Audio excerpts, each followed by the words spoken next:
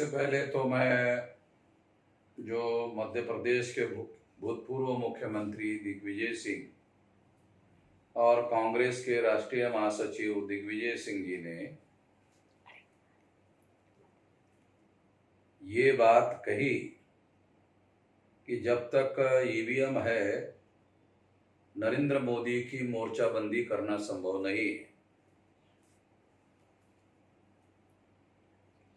ये बात उन्होंने कही, ये बात सही है कि जब तक ईवीएम रहेगी ईमानदारी से चुनाव नहीं होगा और जनता जिनको चुनना चाहती है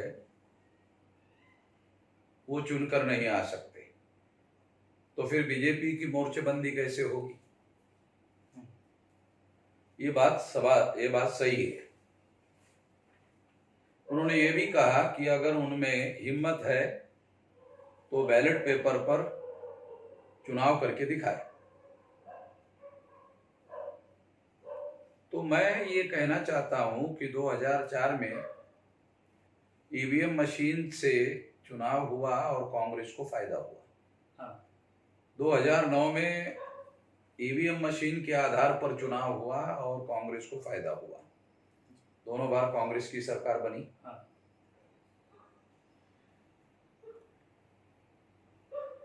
कांग्रेस के लोग अगर चाहते 2014 के चुनाव में तो बैलेट पेपर का चुनाव हो सकता था। कांग्रेस के ही तो नियंत्रण में था बैलेट पेपर से चुनाव करवाने का, मगर कांग्रेस ने वो काम नहीं किया। और अभी दिग्विजय सिंह जी के माध्यम से ये कहा जा रहा है कि नरेंद्र मोदी जब तक ईवीएम मशीन है जब तक उसके खिलाफ मोर्चेबंदी करना संभव नहीं है। हमारी चुनौती है कि वो बैलेट पेपर से चुनाव करवाए। मगर आप लोगों को मौका मिला था 2014 में बैलेट पेपर से चुनाव करवाने का। इसके बजाय आप लोगों ने बीजेपी और आरएसएस के साथ समझौता किया और बीजेपी के साथ 2014 और 2019 के चुनाव में समझौता था कांग्रेस का। इसी समझौते की वजह से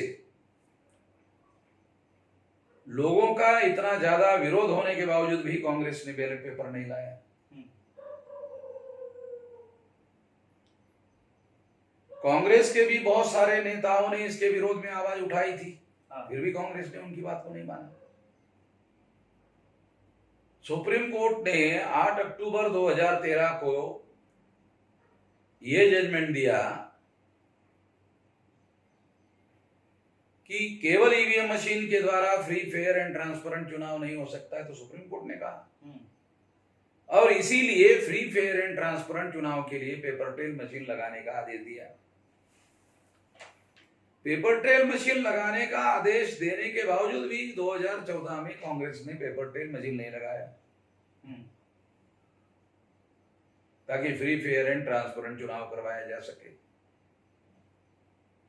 अगर बैलेट पेपर से चुनाव नहीं भी होता है, इसके बावजूद भी सुप्रीम कोर्ट कहता है कि पेपर ट्रेल मशीन लगाने से फ्री फेयर एंड ट्रांसपेरेंट चुनाव करवाया जा सकता है, तो 2014 के चुनाव में यह करवाया जाना चाहिए था।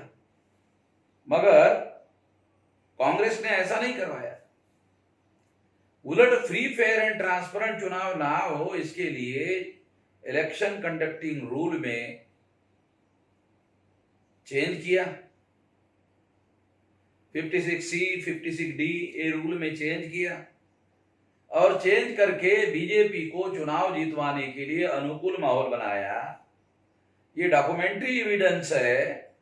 इसके आधार पर यह कहा जा सकता है कि कांग्रेस के ईवीएम घोटाले के सबूतों की वजह से जो बीजेपी आरएसएस के लोगों ने पकड़े थे, उसकी वजह से बीजेपी और आरएसएस के लोगों को चुप कराने के लिए कांग्रेस ने यह समझौता किया था।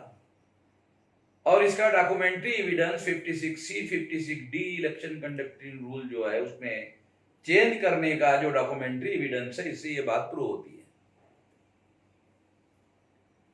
अब ईवीएम मशीन की वजह से नरेंद्र मोदी नाम का प्रधानमंत्री वो ईवीएम की वजह से राक्षस बन गया, वो काबू में नहीं आ रहा है। और कांग्रेस के लोग बहुत परेशान हैं अब ईवीएम की वजह से। 2014 के चुनाव में 50 से नीचे ईवीएम की वजह से नरेंद्र मोदी ने लाया हमको, और 2019 के चुनाव में 50 के ऊपर लाया 52। उनका भी उसमें कोई मतलब एक ध्यान रखिए कि 55 बनने से विरोधी पार्टी का अधिकृत नेता हो सकता है, मगर कांग्रेस का विरोधी पार्टी का अधिकृत नेता तक नहीं बनने दिया। ये सारे गंभीर परिणाम, नकारात्मक परिणाम, निगेटिव परिणाम, बहुत भयंकर परिणाम लोकतंत्र के विरोध में, लोकतंत्र की हत्या करने वाला ये मामला है।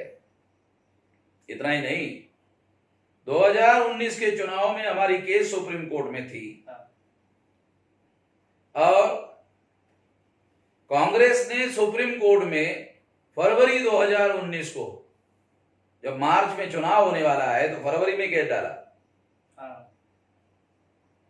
और फरवरी में केस डालकर कांग्रेस ने बीजेपी की मदद करने की कोशिश की। उन्होंने, सुप्रीम कोर्ट ने जो आदेश दिया था 8 अक्टूबर 2013 को, पेपर ट्रेल मशीन लगाकर चुनाव करवाने का सुप्रीम कोर्ट ने ऑर्डर दिया था। और उस ऑर्डर में सुप्रीम कोर्ट ने यह भी कहा था कि यदि कैंडिडेट को आशंका है कि ईवीएम मशीन में कोई गड़बड़ी है, तो कैंडिडेट को पेपर ट्रेल मशीन से निकलने वाले कागजी मतपत्रों की गिनती करने की मांग का अधिकार होगा। इसका मतलब है 100% रिकाउंटिंग होती। तो कांग्रेस ने सुप्रीम कोर्ट में फरवरी 2019 में केस डालकर 50%, जबकि 100% गिनती का ऑर्डर दिया जा चुका था 8 अक्टूबर 2013 को, तो कांग्रेस ने उसके विरोध में 50% की गिनती, 50% मैच करने की डिमांड की कि ईवीएम मशीन का डाटा और पेपर ट्रेल मशीन का डाटा जो है 50% मिलान किया जाए, मैच किया जाए। जबकि 100% की रिकाउंटिंग की बात 8 अक्टूबर 2013 में हो गई थी, तो कांग्रेस को ऐसी केस लेकर नहीं जाना चाहिए था।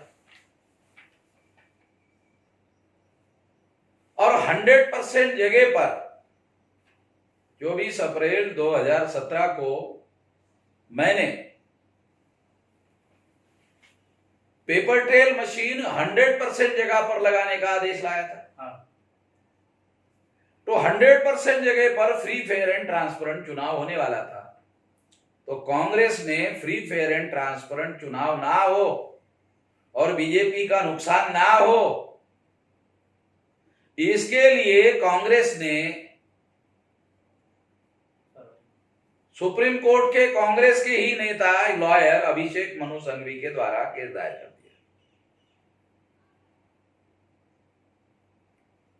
और फ्री फेयर एंड ट्रांसपेरेंट चुनाव के लिए रोक लगा दी और फिर बीजेपी को मदद किया। ये सारी बातें ये सिद्ध करती है, शायद दिग्विजय सिंह जी को ये पता है या नहीं पता है, और अगर नहीं पता है तो हम लोग ये सारी डिटेल जानकारी, सारे डॉक्यूमेंट्री एविडेंस हमारे पास है, उनको देने के लिए तैयार है। और अगर दिग्विजय सिंह जी को डॉक्यूमेंट्री एविडेंस चाहिए जो मैं कह रहा हूं, तो वो डॉक्यूमेंट्री एविडेंस भी मैं उनको देने के लिए तैयार हूं। इतना ही नहीं, 2019 में लोकसभा का चुनाव होने वाला था, तो कांग्रेस के लोगों ने ईवीएम के बारे में हंगामा खड़ा करना शुरू कर दिया। 2018 दिसंबर में विधानसभा के चुनाव होने वाले थे, छत्तीसगढ़, मध्य प्रदेश, राजस्थान। जब कांग्रेस ने हंगामा खड़ा कर दिया तो बीजेपी ने पहल करके कांग्रेस के साथ गुप्त समझौता किया कि ओके ठीक है, छत्तीसगढ़, मध्य प्रदेश और राजस्थान में कांग्रेस की सरकार लाई जाएगी विधानसभा में, राज्यों में। मैं एक शर्त होगी कि केंद्र में जिस राज्य में कांग्रेस को बहुमत मिलेगा उसी राज्य में जब 6 महीने में चुनाव होगा तो 90% से ज्यादा सीटें बीजेपी की चुनकर आई।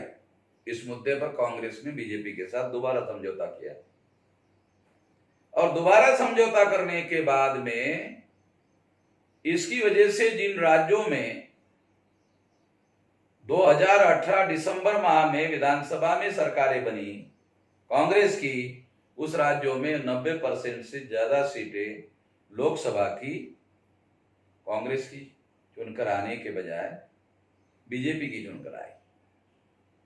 उस समय का हमारे पास एक डाटा भी अवेलेबल है। वो डाटा ये है कि 230 विधानसभा में, मध्य प्रदेश में 230 विधानसभा थी सीटें टोटल, उसमें 203 विधानसभा पर मतदाताओं ने जितने वोट डाले उससे ज्यादा वोट मशीन से निकले और ये इसलिए ज्यादा निकाले गए ताकि कांग्रेस को जितवाया जा सके। ऐसा हुआ और ये डॉक्यूमेंट्री एविडेंस हमारे पास है। तो इस तरह से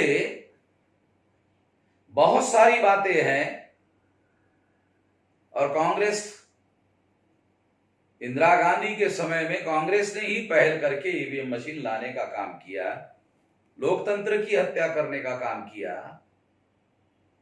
ये इतिहास है। इस इतिहास के बारे में शायद दिग्विजय सिंह जी जानकार है या नहीं है पता नहीं है, मगर ये डाटा और सारे सबूत मेरे पास है और यही सबूत लेकर मैं सुप्रीम कोर्ट गया था। तो 24 अप्रैल 2017 को सुप्रीम कोर्ट ने पेपर ट्रेल मशीन 100% लगाने का आदेश मेरे केस में दिया था। ये बात मैं दिग्विजय सिंह को बताना चाहता हूं, देना चाहता हूं। वो अगर वास्तव में फ्री, फेयर एंड ट्रांसपेरेंट चुनाव होना चाहिए देश में, ऐसा चाहते हैं, तो इसके लिए सारे देश भर में इसका आंदोलन शुरू करें। इसके लिए हम सारे देश भर में इस आंदोलन में पूरी संगठन शक्ति के साथ उनको साथ सहयोग देने के लिए तैयार है। मेरा अगला सवाल आपसे ये है कि ईवीएम तो कांग्रेस के कार्यकाल में ही प्रयोग में लाई गई और 2004 और 2009 का चुनाव कांग्रेस ने ईवीएम से जीता और तब कांग्रेस के नेताओं ने ईवीएम के विरोध में कोई आवाज नहीं उठाई और अब अचानक से ईवीएम से चुनाव से निष्पक्ष और पारदर्शी नहीं होता है और अचानक से कांग्रेस के नेता दिग्विजय सिंह आवाज उठा रहे हैं, तो इस पर आप क्या कहना चाहेंगे? अभी जो ज्योतिरादित्य सिंधिया ने जो 22 एमएलए तोड़कर बीजेपी में गए और बनी बनाई कांग्रेस की सरकार गिर गई, तो उन 22 एमएलए ने इस्तीफा दे दिया। 2 एमएलए शायद पहले भी थे, तो 24 जगह पर बाई इलेक्शन होने वाला है। तो दिग्विजय सिंह को ऐसा लगता है कि ये 24 के बाई इलेक्शन में भी वही लोग चुनाव जीतेंगे, ईवीएम रहेगा। ये एक संदर्भ है। अन्यथा दिग्विजय सिंह को ऐसा कहने की कोई जरूरत नहीं है। दिग्विजय सिंह के ये कहने का और एक मकसद हो सकता है ईवीएम का मुद्दा छेड़ने का कि 100% सीटें बीजेपी ना जीते, 50-50% हम लोग बांट लें। ऐसे सौदेबाजी के लिए शायद दिग्विजय सिंह ये बयानबाजी कर रहे हो। अब मैंने उनको सारे देश भर में इसके विरोध में आंदोलन करने के लिए कहा और मैं उनको साथ देने के लिए तैयार हूं। मुझे नहीं लगता कि वो इस ऑफर को स्वीकार करेंगे,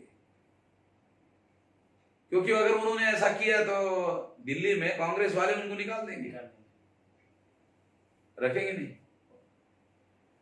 मेरा अगला सवाल आपसे ये है कि बिहार विधानसभा चुनाव ईवीएम के माध्यम से होने वाला है और कई सामाजिक संगठन और राजनीतिक पार्टियां ईवीएम के विरोध में आवाज उठा रही हैं कि ईवीएम से चुनाव नहीं होना चाहिए और उसमें एक बहुजन मुक्ति पार्टी भी है जो लगातार ये कह रही है कि ईवीएम से चुनाव नहीं होना चाहिए, बैलेट पेपर से चुनाव होना चाहिए। तो इस पे आप क्या कहना चाहिए?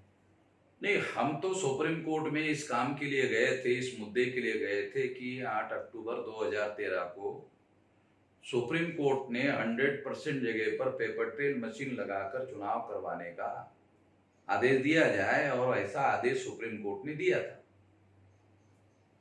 उसके बाद में जो 2019 को चुनाव हुआ, वो चुनाव में एक कांग्रेस ने उनको मदद की, हमने पहले ये कहा। यदि कांग्रेस ने ये मदद नहीं की होती और 1% का ही मिलान किया जाए, ये ऑर्डर सुप्रीम कोर्ट के चीफ जस्टिस, उस समय के चीफ जस्टिस ने दिया, तो ये अगर 1% मिलान का ऑर्डर नहीं दिया होता तो 8 अक्टूबर 2013 का जजमेंट बरकरार रहता और 100% रिकाउंटिंग का जजमेंट बरकरार रहता। और अगर 100% का जजमेंट बरकरार रहता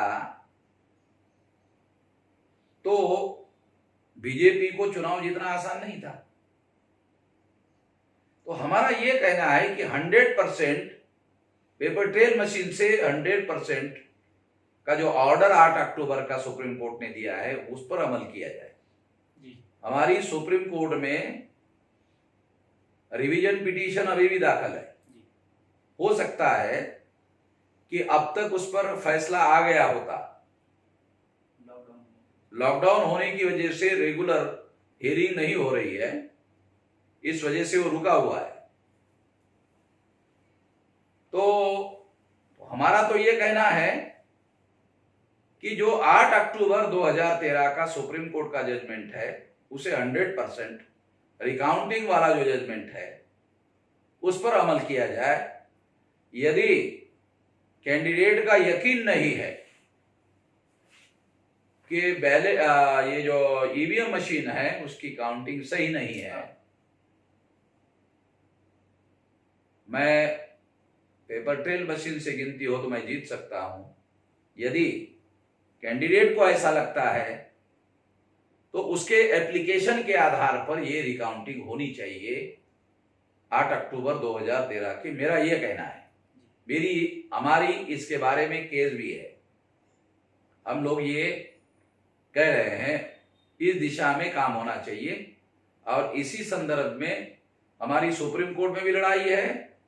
अगर कोरोना वायरस नहीं आता तो केरला और तमिलनाडु में और कन्याकुमारी तक, हमारा कश्मीर से कन्याकुमारी तक का जो ईवीएम हटाओ वाला जो ईवीएम भंडाफोड़ जो परिवर्तन यात्रा है, वो परिवर्तन यात्रा पूरी हो गई होती 6 मई को। मगर कोरोना वायरस की वजह से वो कश्मीर से कन्याकुमारी तक का जो हमारा आंदोलन है, अभी 2 स्टेट में बचा हुआ है।